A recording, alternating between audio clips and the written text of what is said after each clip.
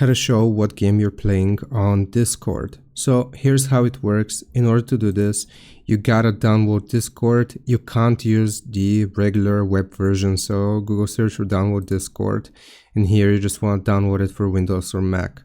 Now once you get the desktop version of Discord, then here you will just load it up, and then you want to click on user settings. Now you will scroll down until you see activity privacy, and you want to click on activity privacy, and first make sure that share my activity here is enabled.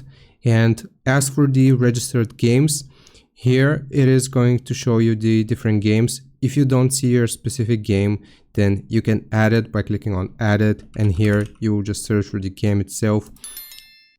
Now you can see the different applications and games will appear here, and if it doesn't automatically detect it, like I said, you can just manually add it, and then once you play it, it is going to be displayed to the side here. I hope this helps. Leave a like and subscribe, and I'll see you next time.